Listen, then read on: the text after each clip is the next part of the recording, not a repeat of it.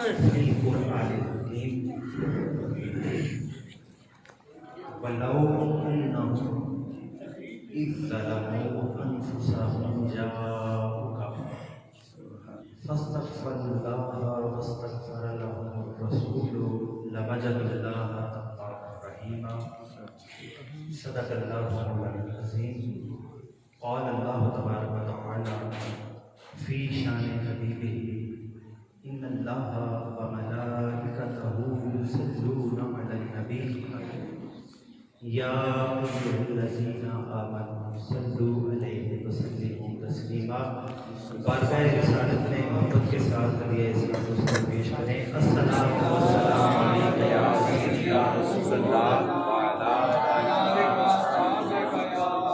وعلی آلہ السلام علیکم یا سیدی یا رسول اللہ۔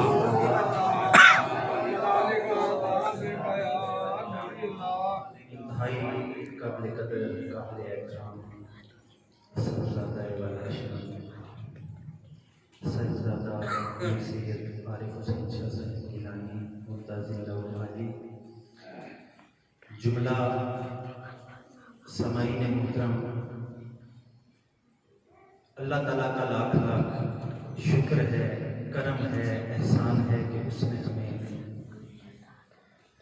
آج نماز جمعہ کے موقع پہ جمع ہونے کا موقع عطا فرمایا ہے اور جامع حیدری مسجد وہاں ہم جمعے کے لیے جمع ہیں۔ یہ مہینہ جو ہے یہ ربیع الاول کا مہینہ اور یہ بڑی عظمت اور رفت والا مہینہ ہے۔ یہ مہینہ آمد مصطفیٰ کا ہے۔ جمہور علماء کا یہ متفق فیصلہ ہے کہ آپ کی ولادت بسعادت 12 ربیع الاول کو ہوئی۔ جو آیت مقدسہ آپ کے سامنے میں نے تلاوت کرنے کا شرف حاصل کیا ہے، اس میں جو بخشش کا طریقہ بتایا گیا ہے، کچھ لوگوں کا اس پہ اختلاف ہے، لیکن علماء عقائد کی کثرت، جن میں بڑے محدثین کرام، نامی گرامی اور اہل سنت کی چوٹی کے جو لوگ ہیں، بڑی بڑی شخصیات، وہ یہ کہتے ہیں کہ یہ آج بھی امت میں سے کوئی گناہ کر لے تو حضور کی بارگاہ میں جائے، آپ کا وسیلہ دے کے سوال کرے تو اس کی بخشش ہو جائے۔ سبحان اللہ سبحان اللہ۔ فرمایا بلاؤ، اور اگر انہم اذ ظلموا، اور اگر وہ کر بیٹھے ظلم اپنی جانوں پر، لو انہم اذ ظلموا انفسہم، اپنی جانوں پر، ہم میں پوری کائنات کے جتنے بھی گناہگار ہیں، خواہ نیک ہیں سیاکار ہیں، جمع ضمیر استعمال کی ہے کہ بخشنے والا اور بخشش کروانے والا ایک ہے، جن کی بخشش کروائے گا اور جن کی معصیت اور گناہوں کو بخشوائے گا وہ کروڑوں اربوں کی تعداد میں۔ سبحان اللہ۔ انہم اذ ظلموا انفسہم جاؤک، فرمایا جائے کہا تیری بارگاہ میں، اے محمد عربی، اگر تیری امت میں سے کوئی آپ کی ظاہری حیات میں بھی اور آپ کے پردہ فرمانے کے بعد بھی جرم کرتا ہے، جان پہ ظلم کرتا ہے، جاؤ تیری بارگاہ میں آ جائے، فاستغفر اللہ، فا تاکید کی لگائی، فرمایا پس وہ استغفار کرے، وہ طلب کرے معافی۔ طریقہ کیا ہے؟ بخشش مانگنے کا طریقہ کیا ہے؟ کیا ڈائریکٹ کہے؟ فرمایا نہیں، میں نے محبوب کو بھیجا ہی اس حال میں ہے، اور حال کیا ہے؟ وما ارسلناک، ہم نے آپ کو نہیں بھیجا، الا حرف استثناء کھڑا کر دیا کہ نہیں بھیجا، مگر اس کا حال کیا ہے، کس حال میں بھیجا ہے؟ وما ارسلناک الا رحمۃ للعالمین، ہم نے نہیں بھیجا سوائے اس کے کہ اس کی شان یہ ہے کہ وہ اکیلا ہے، ایک ہے، میں بھی ایک، میری شان بھی بے مثال، میرے محبوب کی شان بھی بے مثال، نہ کوئی میرا ثانی نہ کوئی میرے محبوب کا ثانی۔ فرمایا اس حال میں بھیجا کہ وہ تمام جہانوں پہ جتنی زمینیں ہیں، جتنے آسمان ہیں، ان میں جتنی بھی حیات موجود ہیں جو زندہ ہیں، ان سب کے لیے یہ رحمت ہے۔ اب رحمت کو پتا ہونا چاہیے کہ کس وقت کسی کو طلب ہے۔ جب یہ پتا ہی نہ ہو کہ طلب کہاں ہے، وہاں کرم کیسے ہو؟ یہ بھی علم غیب کی طرف ایک دلیل ہے کہ یہ میرا محبوب ہے اور یہ تمہاری جانوں سے زیادہ قریب ہے، تمہاری جانوں سے زیادہ قریب ہے۔ درد تمہیں ہوتا ہے، خبر اسے ہو جاتی ہے۔ درد تمہیں ہوتا ہے، خبر اسے ہو جاتی ہے، اور جب درد ہوتا ہے تو خبر نہ ہو تو رحمت کیسے ہو؟ تو یہ منطقی اس اصول پہ بحث کرتے ہیں کہ درد جب ہوتا ہے تو آقا کو خبر ہوتی ہے، جب خبر ہوتی ہے تب سایہ رحمت آ جاتا ہے۔ فرمایا اس حال میں بھیجا، اس حال میں بھیجا، یہ شان دے کے بھیجا۔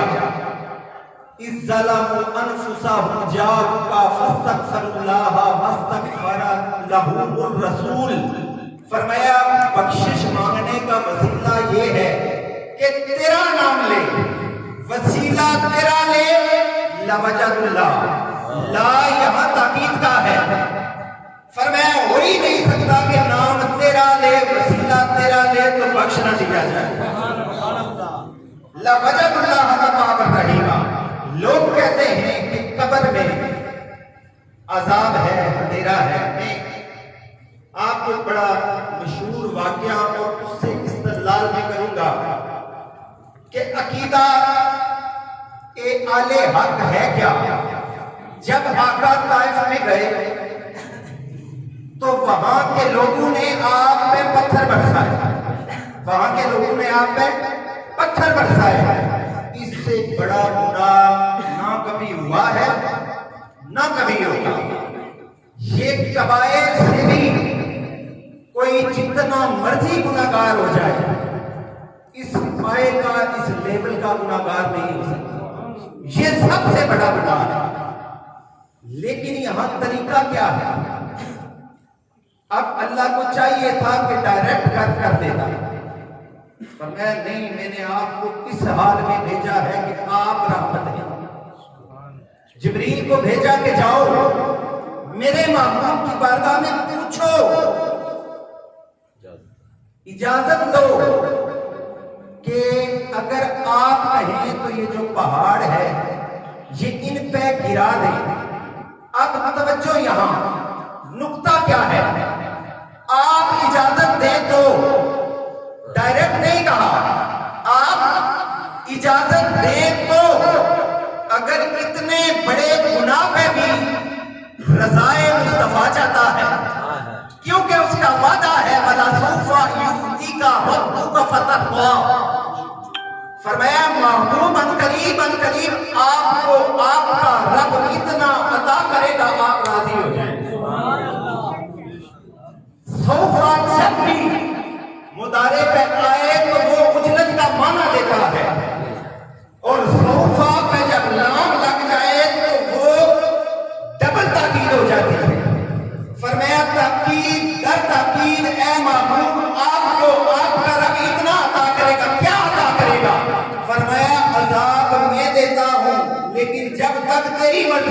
عذاب بھی نہیں دیتا، پہلے تم سے پوچھتا کیونکہ تم میرا حبیب ہے، تیرے مکھڑے کی قسمیں کھاتا، خالق میں ہوں، لیکن یہ کائنات کا تسلط و اختیار میں نے محبوب تیری رضا پہ رکھ دیا ہے، جس پہ تو راضی اس پہ میرا راضی، جو تیری بارگاہ سے گیا وہ میری بارگاہ سے گیا، جو تیرا ہو گیا وہ میرا ہو گیا۔ ایک صحابی تھے بخاری میں، بخاری کی جلد ایک میں پہلی جلد میں یہ حدیث آتی ہے، حضرت عبداللہ، ان کو حمار کہتے تھے، حمار، کیا کہتے تھے؟ حمار۔ وہ شراب کی حالت میں میرے آقا کی بارگاہ میں آ گئے۔ یہ یہاں اس حدیث سے میں استدلال آپ کے سامنے پیش کروں گا اور استخراج کریں گے کہ عقائد آل حق ہیں کیا۔ میرے آقا کی بارگاہ میں آئے ہیں صحابی، پہلے بھی ان پہ حد نافذ ہو چکی تھی، مارے بھی پڑی، لیکن ان کی ایک ڈیوٹی تھی کہ جب بھی آقا کو دیکھتے نا کہ آقا پریشان ہیں تو وہ ایسی بات کرتے تھے، ایسا چٹکلا سناتے تھے کہ آقا خوش ہو جاتے۔ ان کی یہ ڈیوٹی تھی حضور کو خوش کرنا۔ ظاہر ہے وہ پوری کائنات کے لیے رحمت ہے۔ جب اونٹ جانور حضور کی بارگاہ میں سوال کریں حضور مالک تو ظلم کرتا ہے، میں بے جان ہوں، بوجھ لاتے ہیں، مارتے ہیں، جب اونٹ میرے آقا کی بارگاہ میں جائیں تو آقا کی آنکھوں سے آنسو ٹپکنے لگ جائیں۔ تو یہ صحابی کرتے کیا تھے؟ ان کا ایک ہی مشرق تھا، جب ایسی حال میں حضور کو دیکھتے ایسی بات کرتے کہ حضور مسکرا جایا کرتے، مسکرا پڑتے تھے حضور۔ تو ایک دن اسی کیفیت میں آ گئے، صحابہ نے کہا فلاں ہے فلاں ہے فلاں ہے، میرے آقا نے کہا خبردار، انی بے شک احب اللہ و رسولہ، سبحان اللہ، خاموش، تمہیں کیا پتا یہ اللہ اور اس کی رسول کی اطاعت میں رہتا، یہ اللہ اور اس کی رسول کی اطاعت محبت کا کمال ہے، جب محبت کمال پہ پہنچتی ہے تو اطاعت ہو جاتی ہے۔ لو انہم اذ ظلموا انفسہم جاؤک، یہاں پہ علماء عقائد نے بڑی خوبصورت بحثیں چھیڑی۔ 4 اہل سنت کی چوٹی کی کتب کا حوالہ جات پیش کروں گا۔ پہلی الوفاء الوفاء بأحوال مصطفیٰ، شیخ سمودی، جن کا سن وفات 911 ہے، کیونکہ اللہ تعالیٰ نے محبوب کو اس حال میں بھیجا ہے، جو میں طریقہ جو بتانا چاہتا تھا کہ اے محبوب آپ کی مرضی ہوگی تو عذاب ہوگا، اسی بات کو آگے لے کے جاتے ہیں کہ قبر میں بھی بندہ جب جائے گا، اگر جنہوں نے پتھر مارے ان کے لیے پوچھا جا رہا ہے تو جو اس سے نیچے کا گناہ کر کے گئے ہیں وہاں کیوں نہیں پوچھا جائے گا؟ اصول کیا بنتا ہے؟ اگر سول لا کو دیکھا جائے، کریمنل لا کو دیکھا جائے، PPC کو اٹھا کر دیکھا جائے، قتل عامد ہو قتل خطا ہو، سزا کا طریقہ کیا ہے؟ پروسیکیوشن کیسے ہوتی ہے؟ بحث کیسے ہوتی ہے؟ مقدمہ کیسے ہوتا ہے؟ دلیل کیا ہوتی ہے؟ اور پھر بحث میں فیصلہ کیا ہوتا ہے؟ جب تک سنا نہ جائے تب تک فیصلہ نہیں ہوتا۔ ایکسپرٹی ڈگری نہیں دی جاتی۔ ایکسپرٹی ڈگری اسے کہتے ہیں قانون میں کہ جب جج کسی کو عدالت کے سامنے جائیں اور نہ پہنچے، تعمیل نہ کرے تو اس پہ یک طرفہ ڈگری ہو جاتی ہے، اس پہ یک طرفہ ڈگری ہو جاتی ہے۔ لیکن فرمایا یہ دنیا کا قانون ہے، یہ تو بارگاہ مصطفیٰ ہے، سبحان اللہ. یہاں کے قانون نرالے ہیں، یہاں سنا نہیں جاتا، پوچھا نہیں جاتا، عقل کی بات نہیں ہے، یہاں عشق کی بات ہے. وَلَا تَرْفَعُوا أَصْوَاتَكُمْ فَوْقَ صَوْتِ النَّبِيِّ. فرمایا اگر تیری آواز اونچی ہو گئی میرے نبی کی آواز سے. پوری دنیا کا قانون ہے کیا؟ برٹن کنسٹیٹیوشن کو اٹھا کر دیکھیں، امریکن کنسٹیٹیوشن کو اٹھا کر دیکھیں، ہندو لا کو اٹھا کر دیکھیں، پاکستان کے لا کو اٹھا کر دیکھیں، جب تک سنا نہ جائے تب تک فیصلہ نہیں ہوتا. فرمایا یہ دنیا کے قانون ہیں، یہ بارگاہ مصطفیٰ ہے. اس کا ادب یہ ہے کہ میں پوچھتا ہی نہیں ہوں، بندے کو پتہ ہی نہیں چلتا. انت حبط اعمالکم، تمہارے اعمال غارت ہو جائیں گے اور تمہیں خبر بھی نہ ہوگی. یا اللہ یہ طریقہ کیوں رکھا؟ فرمایا وما ارسلناک، اس حال میں بھیجا ہے کہیں معمول کہہ دے بخش دو تو جب یہ کہے تو بخشنا پڑے گا. اس لیے کہا کہ اس کو خبر بھی نہ ہو اور مارا بھی جائے، کیونکہ فاستغفر اللہ واستغفر لهم الرسول لوجدوا اللہ توابا رحیما. اگر آپ وسیلہ بن جائیں تو پھر دینا پڑتا ہے. آپ اگر وسیلہ بن جائیں تو دینا پڑتا ہے. اس لیے چاہتا ہوں کم وقت کو خبر ہی نہ ہو. اگر خبر ہو گئی تو یہ وہ بارگاہ ہے کہ کوئی پتھر مارے، وہ پتھر مارنے والوں کو دیتے ہیں دعا. کوئی لاؤ مثال ایسی، شرافت ہو تو ایسے. میں بابا جی قبلہ پیر حیدر شاہ گیلانی کی آپ پوری کتاب کو دیکھیں اور سرکار نے اس پوری کتاب میں جو نچوڑ ہے وہ کیا ہے؟ زمین نے پایا ہے فرش ہو کر پیر سے، زمین نے پایا ہے رتبہ فرش ہو کر پیر سے، عرش نے بھی جھک کے سر پر چائیاں جتیاں تیری. سبحان اللہ، ماشاءاللہ. اب لوگ سمجھتے ہیں یہ کوئی سرکار کی شاعری ہے، یہ ہے تو شاعری، لیکن ایک ایک جو سرکار کا شعر ہے وہ اگر آپ دیکھیں تو محدثین کی جو کل کتب ہیں ایک شعر اس کا نچوڑ ہے. بے شک، سبحان اللہ. زمین نے پایا ہے رتبہ، کیا رتبہ پایا ہے؟ بات جو کر رہا ہے شیخ سمودی جن کا سن وفات 911 ہے، اپنی کتاب الوفاء الوفا میں لکھتے ہیں اور بڑی خوبصورت انہوں نے بحث کی ہے. کچھ لوگ کہتے ہیں نا جی آج کل جی ہم پڑھے لکھے، تم پڑھے ہوئے نہیں ہو، تم سے بڑا کوئی جاہل ہے ہی نہیں، کہ جی میلاد کیوں مناتے ہو، خرچہ کیوں کرتے ہو. یہ فضول خرچی ہے. میں آپ کو بتانا چاہتا ہوں شیخ سمودی محدث ہے، پائے گا کہا اپنی کتاب میں کہ مدینہ کو یثرب نہ کہو، ادب مدینہ کو یثرب نہ کہو. اور بخاری میں، امام بخاری میں روایت ہے اگر کوئی بھولے سے یثرب کہہ دے تو پھر اس کا کفارہ یہ ہے کہ 10 مرتبہ مدینہ مدینہ مدینہ کہے. سبحان اللہ. یہ تو بخاری نے کہا، لیکن امام احمد اور ابو یعلا نے یہ حدیث روایت کی ہے کہ اگر کوئی بھولے سے بھی یثرب کہہ دے، اگر کوئی بھولے سے بھی یثرب کہہ دے تو وہ گناہگار ہوتا ہے، اس پہ آقا ناراض ہوتے ہیں.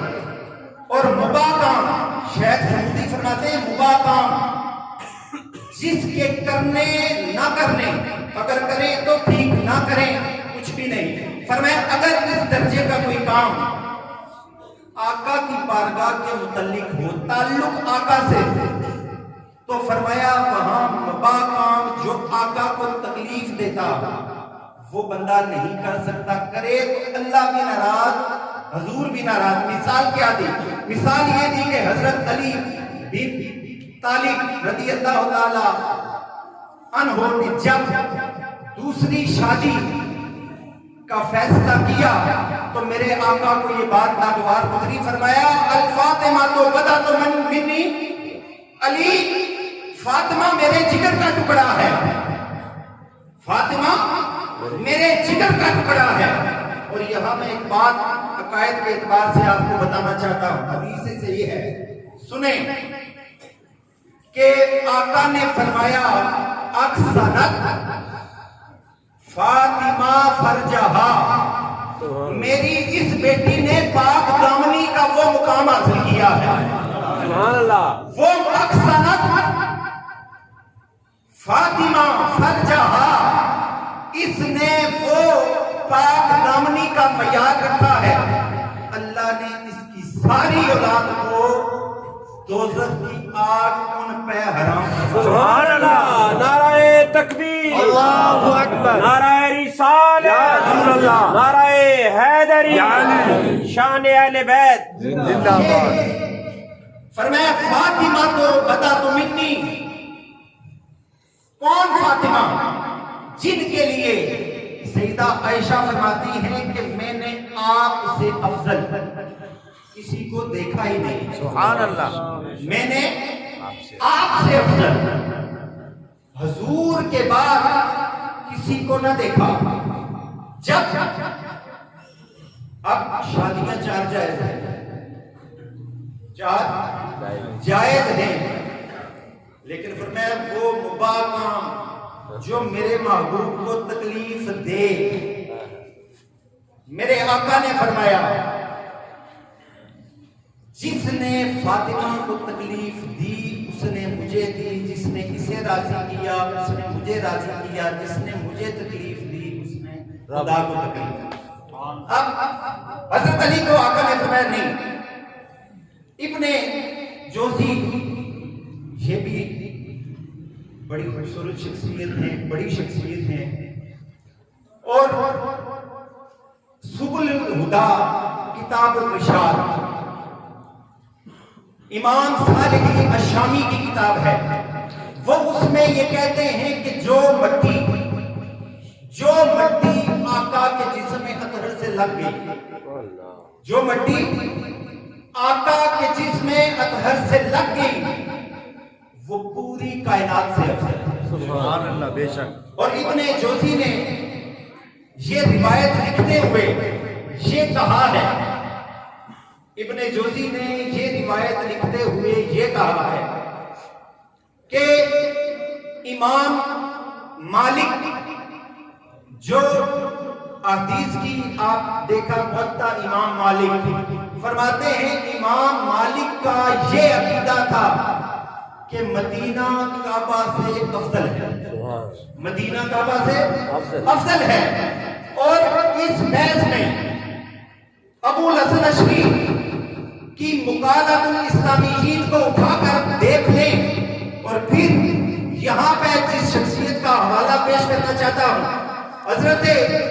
عمر رضی اللہ تعالی عنہ، جن کے بارے میں میرے آقا نے فرمایا کہ جن کے سائے سے بھی شیطان بھاگتا تھا، آپ کے بیٹے حضرت عبداللہ بن عمر، حضرت انس بن مالک، سبحان اللہ، قاضی عیاض، شفا شریف لکھنے والا، جس کے لیول اور جس کا ہم پلہ ہونا بڑا مشکل ہے، بارگاہ مصطفیٰ سے فیض یافتہ بندہ، یہ کہتے ہیں اس بات میں اجماع ہے، علماء کا اجماع ہے اس بات پہ کہ مٹی جو حضور کے جسم سے لگی ہے وہ مٹی زمین سے نہیں عرش سے بھی افضل ہے۔ سبحان اللہ، اس لیے بابا جی نے فرمایا تھا زمین نے پایا ہے رتبہ فرش ہو کر بیس، سبحان اللہ، زمین نے پایا ہے رتبہ فرش ہو کر بیس، عرش نے بھی جھک کے سر پر چاہیاں جتیاں تیریاں۔ اور علامہ قرافی فرماتے ہیں کہ ایک عالم نے اس بات کا رد کرنا چاہا، الوفاء والوفاء میں یہ روایت میں موجود ہے کہ رد کرنا، اس نے کہا یہ کیسے ہو سکتا ہے، کعبہ افضل ہے، یہ اللہ کا گھر ہے۔ بخاری باب فضائل المدینہ اٹھا کر گھر جا کے دیکھ لیں، فضائل المدینہ، میرے آقا نے فرمایا ان الایمان لیارزو، ایمان سمٹ جائے گا، سبحان اللہ، ایمان سمٹ جائے، سمٹ جائے گا۔ کیسے؟ جیسے سانپ ڈر سے سمٹ جاتا ہے، اللہ جیسے سانپ ڈر سے سمٹ جاتا ہے۔ اسی باب میں یہ حدیث ہے کہ جب دجال آئے گا پوری کائنات لوگ بے ایمان ہو جائیں گے، دولت کے نشے میں ایمان چھوڑ جائیں گے، ایمان سمٹتا سمٹتا سمٹتا مکہ اور مدینہ کے درمیان آ جائے گا۔ سبحان اللہ ایمان کبھی مکہ کی طرف دیکھے گا، کبھی مدینہ کی طرف دیکھے گا، یا اللہ ادھر تیرا گھر ہے، ادھر تیرے مصطفیٰ کا در ہے، کدھر جاؤں؟ فرمایا آیا بھی مصطفیٰ کے پاس سے تھا، پناہ بھی مصطفیٰ کے پاس مانگ، پناہ بھی مصطفیٰ کے پاس مانگ، کیونکہ دجال ہر جگہ جائے گا، مدینہ میں نہیں جائے گا۔ نہیں جا سکتا۔ وجہ کیا ہے؟ وجہ کیا ہے؟ لہا یومئذ سبع ابواب، فرمایا اس وقت مدینے کے 7 دروازے ہوں گے۔ کتنے دروازے ہوں گے؟ 7۔ علی کل باب ملکان، ہر ایک باب پہ 2 ہوں گے کھڑے فرشتے۔ کون کھڑا ہوگا؟ 2 فرشتے۔ دجال کی کیا جرت کہ مدینہ میں آئے، فاستغفر اللہ۔ اب اس کی تطبیق کرنا چاہتا ہوں، جو آیت آپ کے سامنے رکھ، فرمایا تیرا وسیلہ دے تو قبول ہوتا ہے۔ کیوں؟ کہ تو وہ ہے کہ زلفیں سوار دے تو قسمیں میں کھاتا، لا اقسم بہذا البلد، سمینے کے نام۔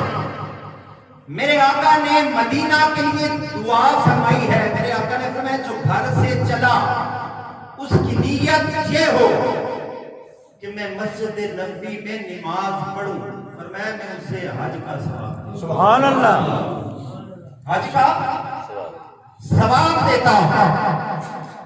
کچھ لوگ کہتے ہیں میلاد کیوں مناتے ہو؟ میں ایک حدیث مبارکہ پیش کرنا چاہتا ہوں، بے شمار دفعہ آپ نے سنی بھی ہوگی۔ میں اکثر یہ کہا کرتا ہوں کہ نسبت کو بخشش میں دخل ہے، نسبت کے توسل سے بندہ بخشا جاتا ہے۔ اب نسبت کو اور اعمال کو گڑبڑ نہیں کیا جا سکتا۔ اعمال کا اپنا درجہ ہے، نسبت کا اپنا درجہ ہے، لیکن کچھ لوگ ہیں اہل سنت کے لیکن پڑے ہوئے نہیں، وہ جذبات میں کہہ دیتے ہیں جی جو بندے نے فلاں عمل نہیں کیا بے شک میلاد مناتا رہے، بخشا نہیں جاتا۔ آپ کو کس نے سند دی ہے یہ بات کرنے کی؟ فلاں کام کرے تو بخشش اللہ نے دینی ہے یا مولوی صاحب نے دینی ہے؟ بخشش اللہ نے دینی ہے یا مولوی صاحب نے دینی ہے؟ بخشش فقط ایک اعمال کا ذریعہ نہیں ہے، بخشش کی بحث میں نسبت بھی آتی ہے۔ اعمال سے بھی بخشا جاتا ہے، نماز سے بھی بخشا جاتا ہے، روزے سے بھی بخشا جاتا ہے، لیکن کبھی کبھی ان میں سے کچھ بھی نہ ہو پھر کیا ہوتا ہے؟ ان میں سے کچھ بھی نہ ہو تو پھر کیا ہوتا ہے؟ محدثین نے بڑی خوبصورت بحث کی، انہوں نے کہا جب ان میں سے کچھ بھی نہ ہو تو پھر بھی کچھ ہوتا ہے، سبحان اللہ، پھر بھی کچھ ہوتا ہے۔ اور میں بتاتا ہوں ان میں سے کچھ بھی نہ ہو تو پھر کیا ہوتا ہے؟ سبحان اللہ۔ اگر نہیں پتا تو میرے پاس آؤ، میں بتاؤں جب کچھ بھی نہ ہو تو پھر کیا ہوتا ہے؟ ترمذی کو اٹھا کر دیکھیں، بخاری کو اٹھا کر دیکھیں، مسلم کو اٹھا کر دیکھیں، کل کتب احادیث کو اٹھا کر دیکھیں تو آپ کو بے شمار ایسی حدیثیں ملیں گی، لیکن ایک حدیث وقت قلیل ہے بتانا چاہتا ہوں۔ میلاد کیوں مناتے ہیں؟ فضول خرچی ہے۔ بھائی باقی کام تم کرتے ہو تو فضول خرچی نہیں ہوتی، میلاد کرتے ہیں تو تمہیں فضول خرچی لگتی ہے، اسے کہتے ہیں بغض مصطفیٰ۔ میں یؤتی الرسول فقط اطاع اللہ، فرمایا جس نے میرے رسول کی اطاعت کی اس نے میری اطاعت کی ہے۔